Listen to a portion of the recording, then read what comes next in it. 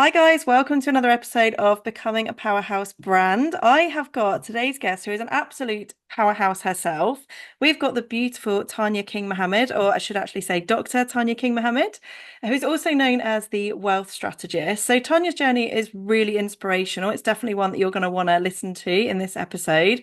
So going from burnout, working in a really demanding NHS role to now having the complete time and financial freedom with both a property portfolio and as a business mentor, where she helps other people to create the freedom that they desire. So, in this episode, we're going to dive into the psychology behind building a brand that sells premium and high ticket offers. So, first of all, welcome to the podcast, Tania. Thank you, Jacquie. It's such a pleasure to be here. Thank you for having me. Oh, could you tell us a bit about your journey? Like, how did you get started? Obviously, you were working in, I'm assuming like well, not even 9 to 5. Is there even a 9 to 5 thing in the NHS? So tell us about Really? like where you were and how you got started. Yeah, so as you've mentioned, I worked in the NHS as a doctor. So I started my journey as a doctor, but I really realized that in medical school and then becoming a doctor and just being thrown into kind of the burning fire of the reality of the state of the NHS and things, I realized that it just wasn't for me. And to cut a very long story short, after over a lot of years, I got burnt out. I was borderline depressed. The stress and levels of responsibility were so high that I just couldn't cope with the kind of life that I was living as a doctor in a highly pressurized role in the NHS. And so, again, cutting a really long story short, because this obviously happened over a lot of years, my husband and I decided that we needed to do something to release me from my job as a doctor in the NHS.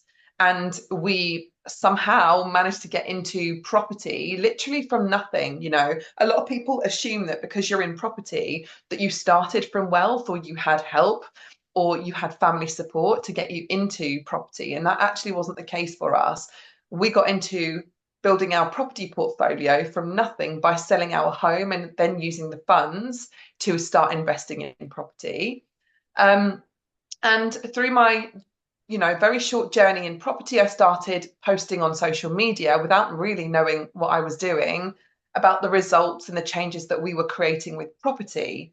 And very quickly, people organically started to reach out to me, asking me to support them, to mentor them in the property strategy that we were in. So that's serviced accommodation, which is also known as holiday lets, Airbnb, call it whatever you want to. It's pretty much the same thing.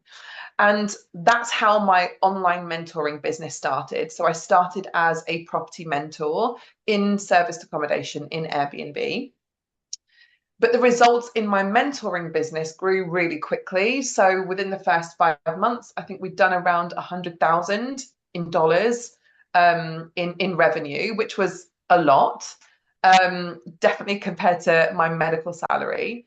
And I soon realized that with my multi-five-figure launches that I was doing from very early on, I started launching with a Facebook group of less than 600 people that generated a £30,000 launch. I soon realized that I knew exactly how to grow a successful online business quite quickly. And so I started pivoting into the online space where I now help people grow multi-six and seven-figure online businesses as mentors, coaches, consultants, service providers, agency owners, primarily focusing on attracting premium clients into their businesses, which is people who are ready and prepared to pay you higher prices for your services. And that's essentially my story, which is quite a long story, cut very short. And I'm sure we're going to dive into lots of those different bits. Yeah, amazing. Well, it's so good to hear like more about your journey. And I think where obviously we're talking about the psychology behind selling high ticket, it's not even just the selling side, it's actually buying as well. Like we people buy differently, don't they, when they're investing more money in something. So how did you sort of go into helping people with selling high ticket specifically? Obviously you had the property side of it, but for those of us that have like services, agencies, that kind of thing, like how did you go into the high ticket side of business? Yeah, so it was very organic, actually. I No, I'm very, very good at identifying the transformation that I create for my clients or that I help co-create, because obviously they're the ones doing the work. I'm there Yeah. to fully support them and give them the content, give them the strategy. And so I'm very, very aware of the transformation that I help co-create with my clients. And I soon realized the value of those transformations because the results my clients were creating were literally changing their lives. I've helped people go from being full-time in the full-time jobs which they absolutely hated as single parents to Yeah. then able to leave those jobs and go into being a full-time entrepreneur and having more funds to treat their family, their kids, to treat themselves. The results are literally life-changing. And I was able to identify that the value that I was delivering to my clients and the transformation that I was able to help co-create with them was worth more than the average, the ordinary price point. And so from very early on in my mentoring business, I would be priced far beyond industry average when it comes to mentoring, when it comes to group programs.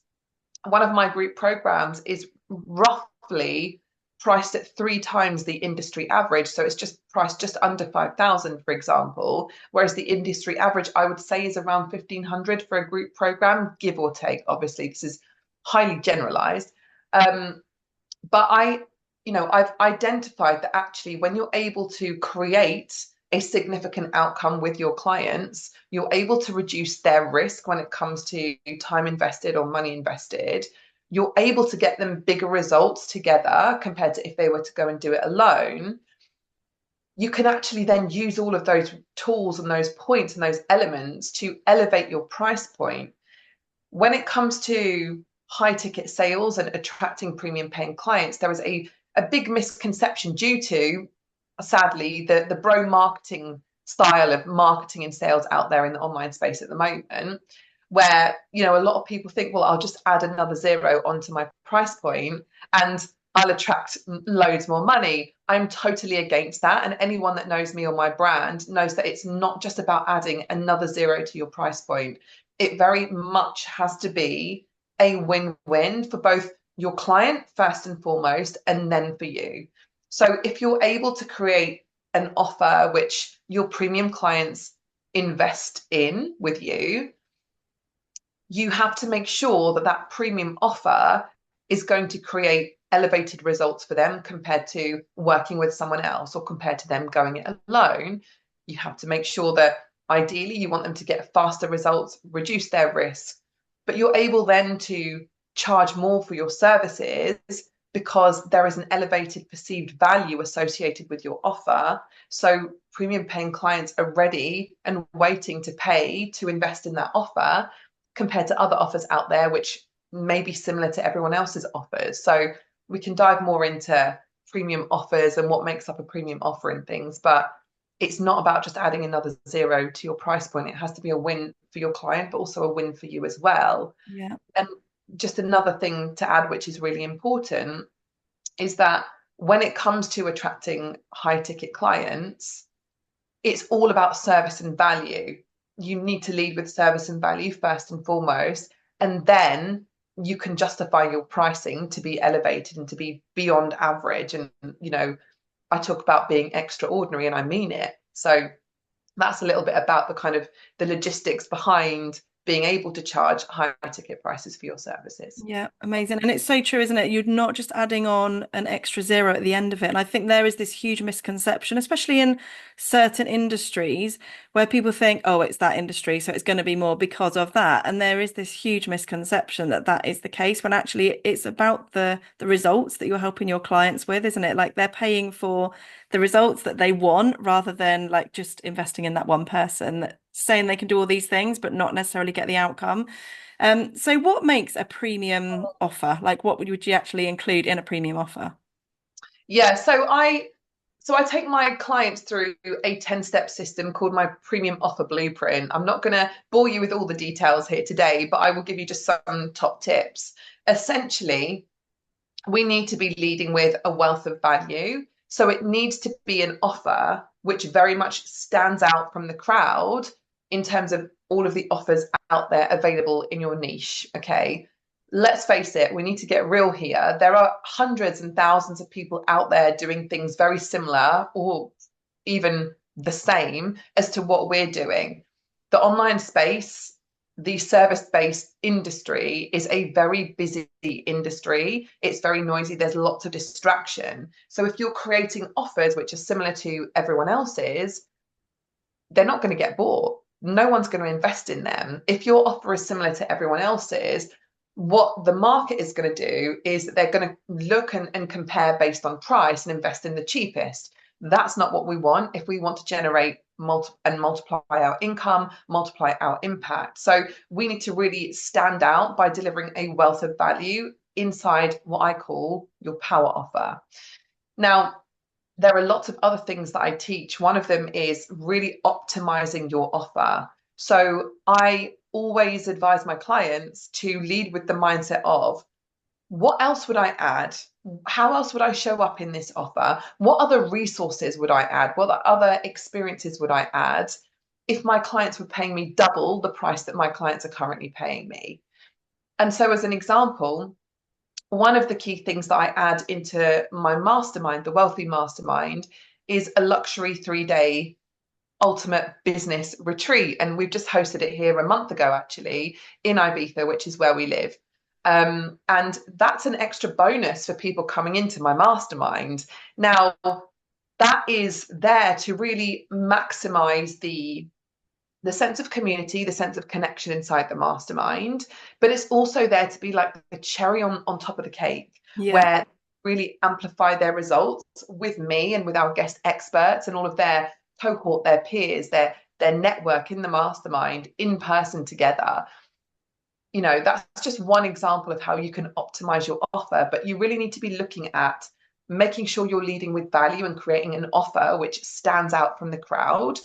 How to optimize your offer by adding all the things in that are going to help your clients amplify their results.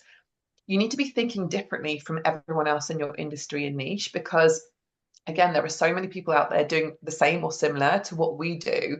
And so our offers really need to stand out.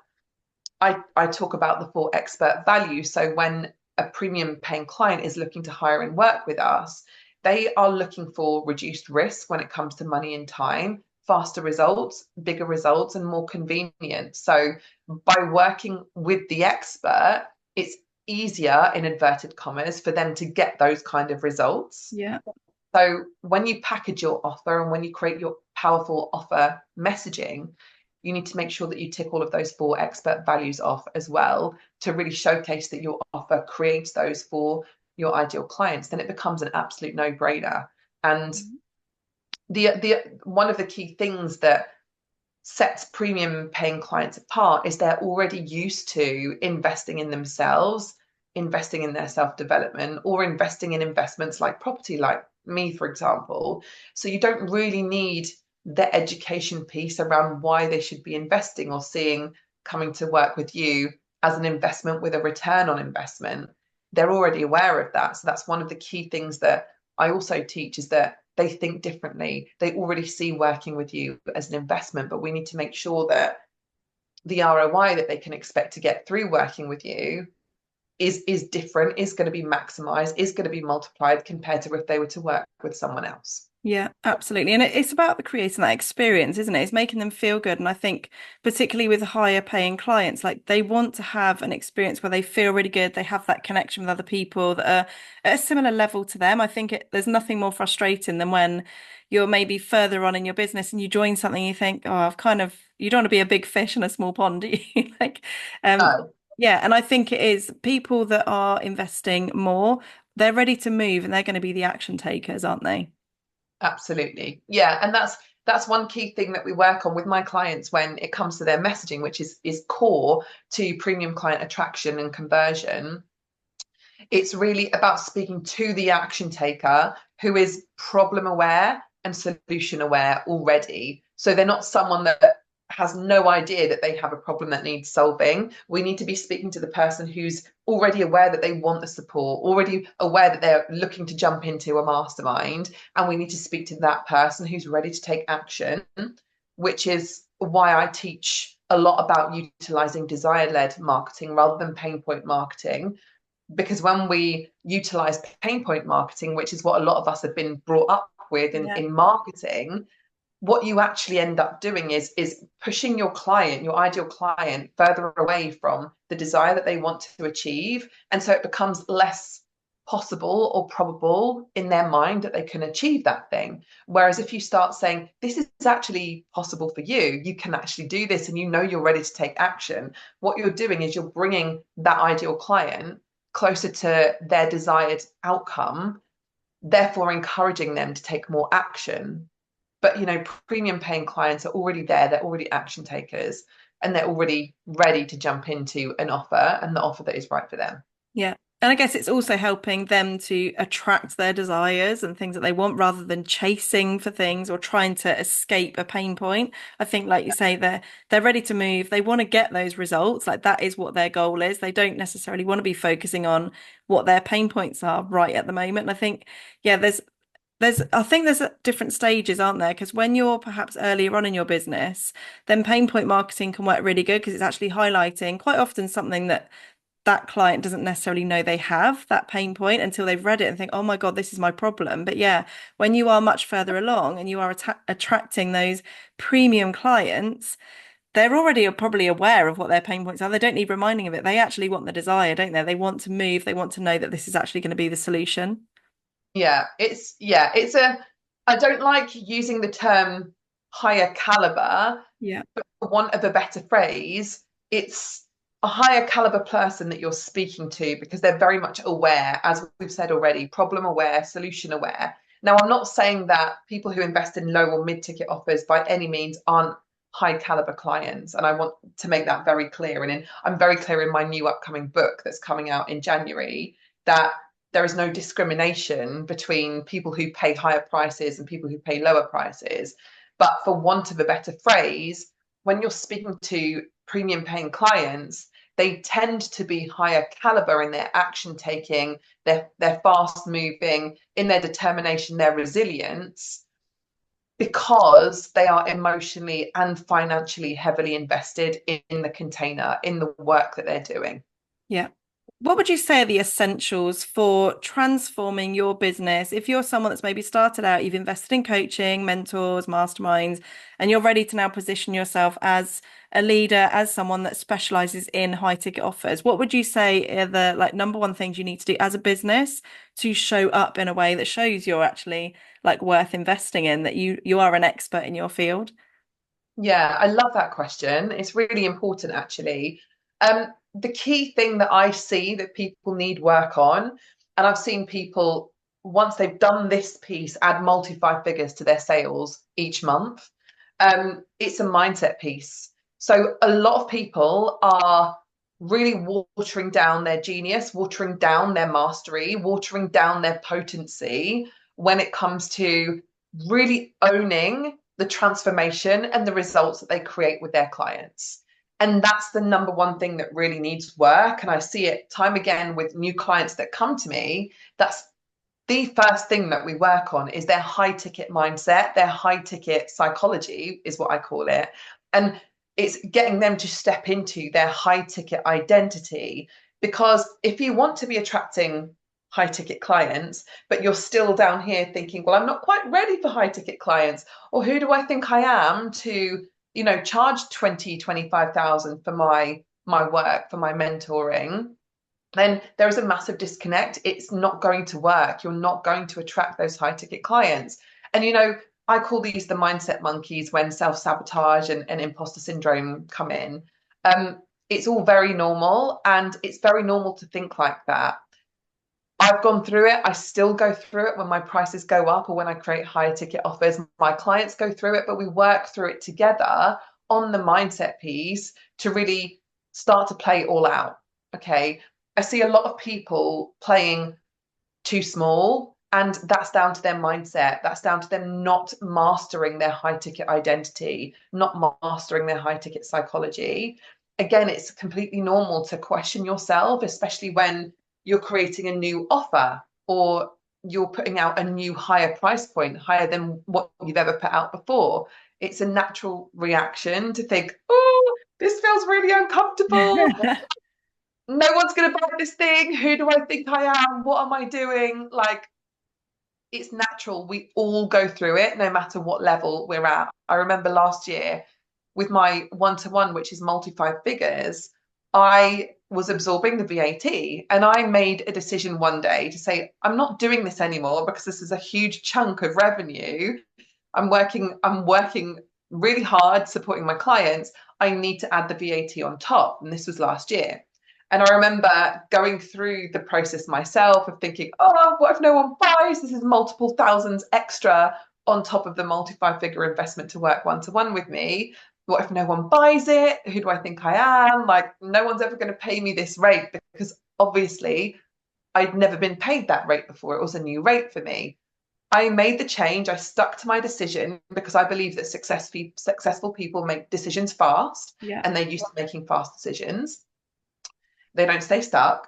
And I made the decision, added the VAT on. Literally within 48 hours, I had a new one-to-one client hire and pay me at the new multi-five figure investment with the VAT added on top. And it just goes to show and it proves that you need to have that mindset to really back yourself to go first, make that decision, and then stick with it. Yeah. So, what comes as a side effect of really owning your high ticket identity is then your positioning, your branding, how you speak, how you articulate, how you showcase your authority. It all comes as a result of owning your high ticket identity, owning your high ticket psychology.